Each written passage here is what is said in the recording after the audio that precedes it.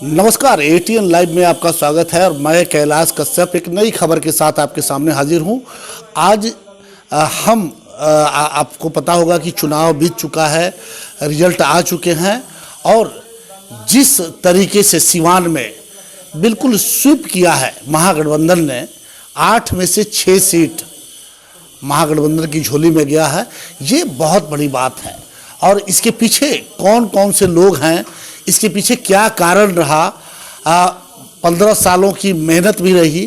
तो हम इसी चीज़ को टटोलने के लिए, इस चीज़ को समझने के लिए सिवान की जो राजद नेत्री हैं, लोकसभा की प्रत्याशी हैं राजद की, और इस बार चुनावी कैंपेनिंग जो चल रहा था वो पूरे 8 विधानसभा क्षेत्र में जिस तरह से हिना साहब ने एक महिला होते हुए भी और पूरी बागडोर संभाल रखा था, और शायद उसी का नतीजा है कि 8 में से 6 सीटों पे राजद की बम्पर जीत हुई है।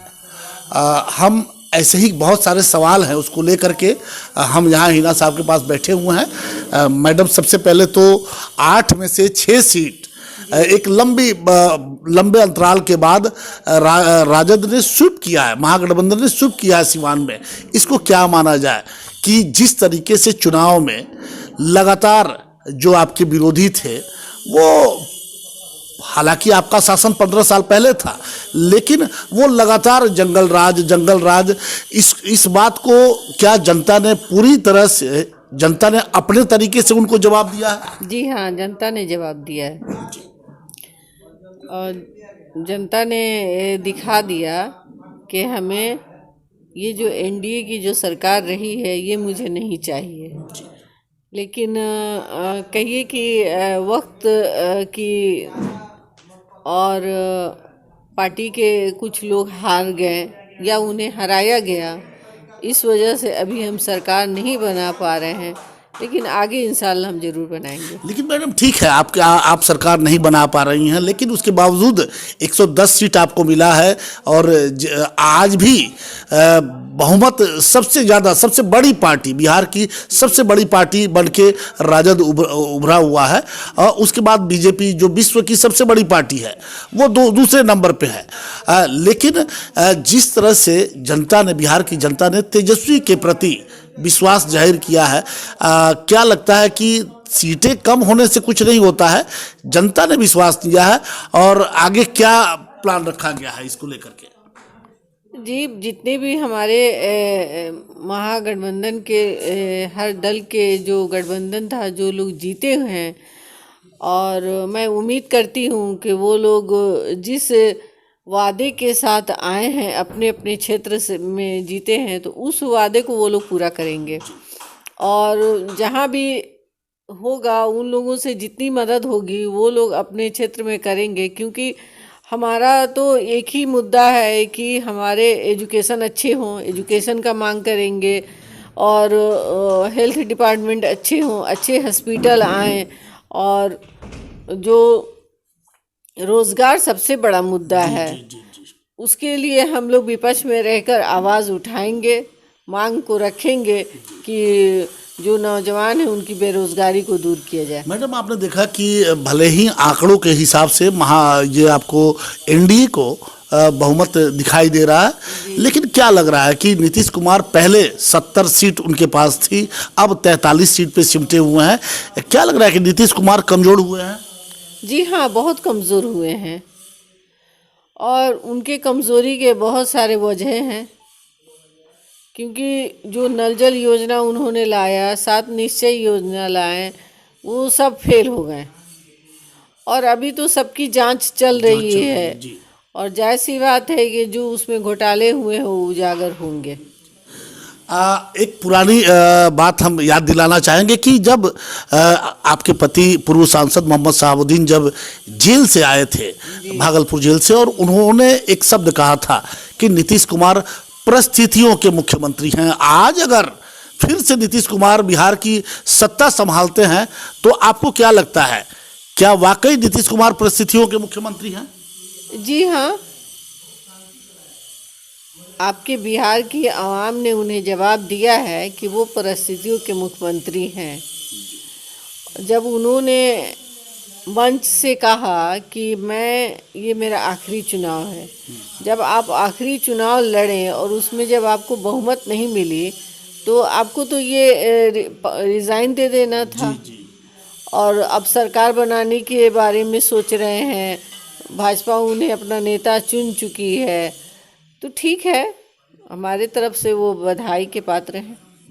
लेकिन ये आपको गलत नहीं लग रहा है कि 43 सीट लेकर के वो मुख्यमंत्री वो बड़ी बड़ी बातें करते हैं, आदर्श की बात होती है, उनको समझ में नहीं आता है कि भाई 43 सीट लेकर के और उन्हीं के दल गठबंधन के जो 74 सीट लेकर के बैठे हुए हैं, ये आने वाले समय में आपको नहीं लगता कि बिहार के लिए हो सकता है कि मध्यावधि चुनाव भी हो जाए?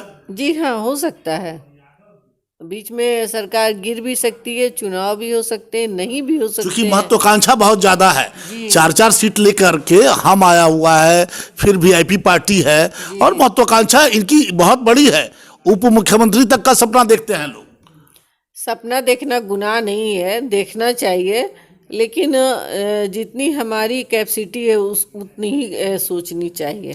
अच्छा मैडम, अगर नीतीश कुमार किसी भी हालत में बन जाते हैं मुख्यमंत्री, आपको क्या लगता है कि भाजपा इनको चलने देगी आराम से जिस तरीके से? देखिए, अब उतनी आगे की तो बात हम नहीं करेंगे क्योंकि हम सिवान जिला के रहने वाले हैं और हम कोई लीडर भी नहीं हैं। ना ये तो मैडम अब नहीं, कम से कम अब ये बातें नहीं।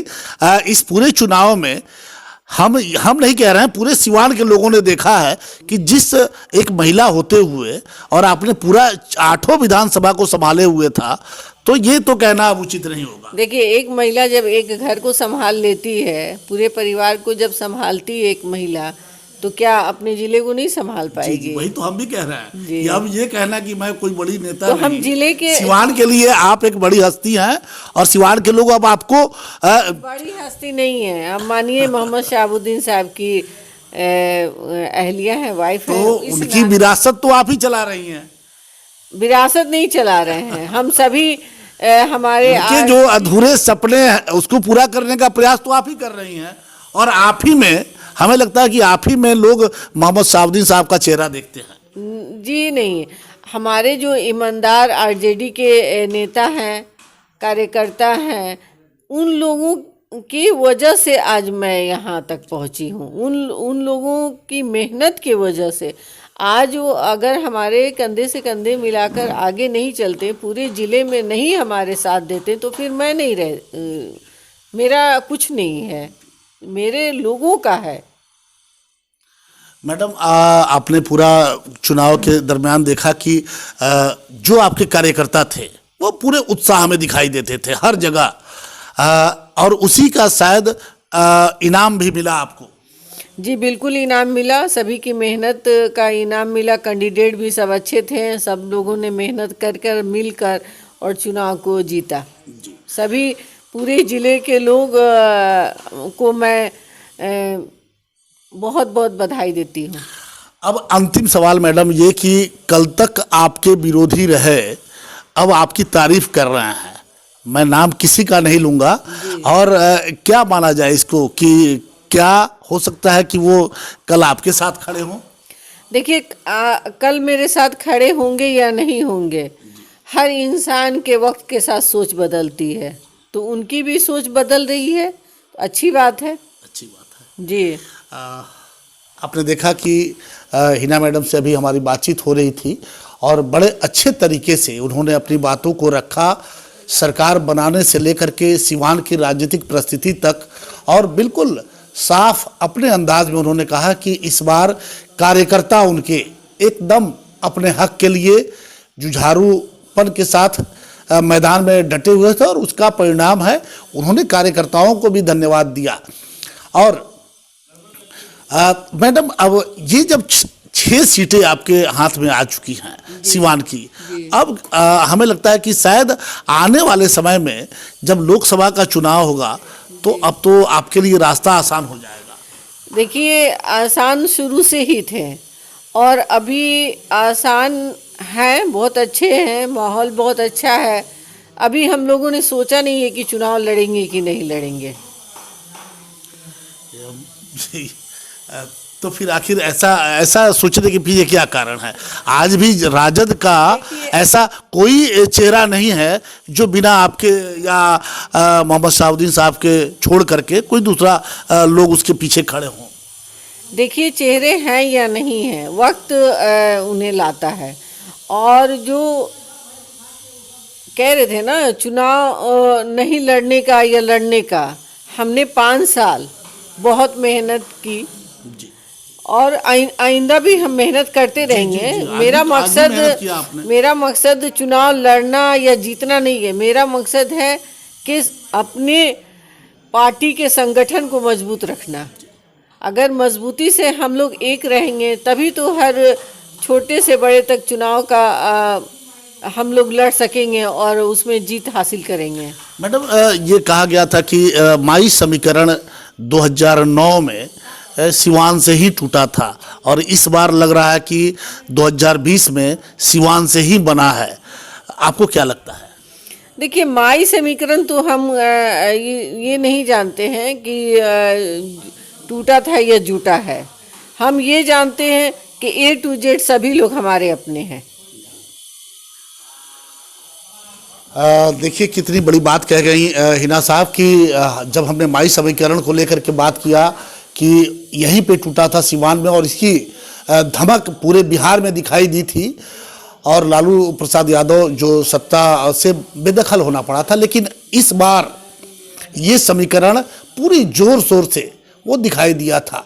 और रही बात चुनाव लड़ने ना लड़ने की, तो सबसे बड़ी बात है कि सिवान में आज भी पूर्व सांसद मोहम्मद शहाबुद्दीन का जलवा उसी तरह से बरकरार है। और इसकी सीधी साधी मिसाल उस समय देखने को मिली कि जब 2016 में वो भागलपुर जेल से आए थे, किसी को बुलाया नहीं गया था, लेकिन उनके चाहने वाले लोग हजारों की संख्या में वहाँ से गाड़ियों का काफिला निकला था। और सिवान को भी हमने देखा था कि उस समय उनको उनकी एक झलक पाने के लिए लोग कतारबद्ध तरीके से सड़क के किनारे खड़े थे। तो इस परिवार की जो सिवान में पैठ है वो आज भी बरकरार है। हालांकि हिना साहब ने ये कहा कि चुनाव वो अब लड़ेंगी नहीं लड़ेंगी ये तो वक्त बताएगा, लेकिन आज भी सिवान राजद का मतलब होता है मोहम्मद शहाबुद्दीन।